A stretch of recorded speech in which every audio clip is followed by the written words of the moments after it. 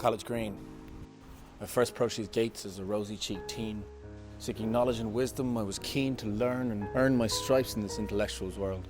My dreams unfurled and soon became reality.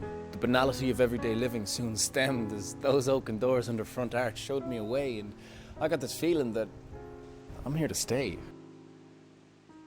And by our railings the Lewis dings and brings pedestrians from afar. No cars allowed bar the taxis with their loud mouths and howish shouts, though drowned out by the humdrum of human activity and that voice that tells me to alight now for Trinity. College Green, with its history of ascendancy, the paradise of a powerful minority, its remains the stripped hide of a parliament that failed to survive, that died a death of suicide, its final act of a distinction was to vote itself into extinction. And now inside the place is alive, a hive with the clamour of commerce. I see the money men with their teller tills and it fills me with this empty chill. Was it for this? And outside its vaulted doors, King's Billy's horse is long gone, a night of Gaelic night enough to see the empire's equine off. Soon swiftly replaced by a martyr of songs in a commemorative war between Orange and Green, between Saxon and Fenian, the dream of a nation once again, the product of Protestant Davis's pen.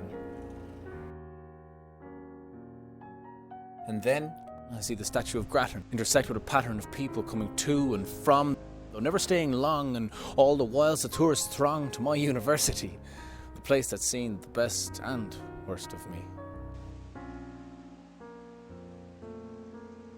Who could have known that those doors could transport one to a world apart?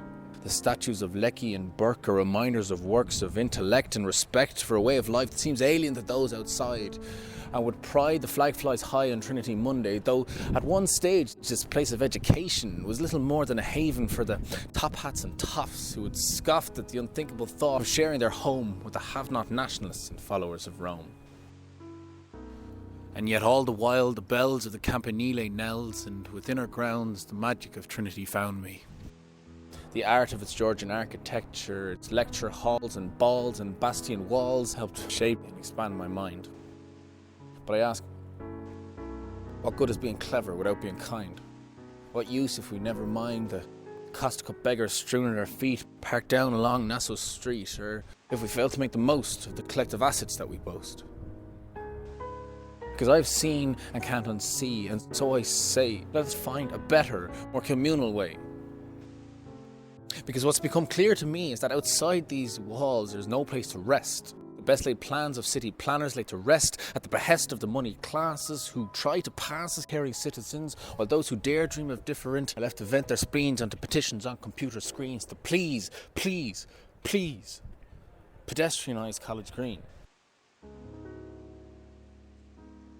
Give us a place to simply be, more than just a corridor between Grafton and O'Connell Street. Let here provide the peace for the city's heart to beat. Forget the greed and consider the needs of the people. Let here become the steeple of the new Church of Dublin.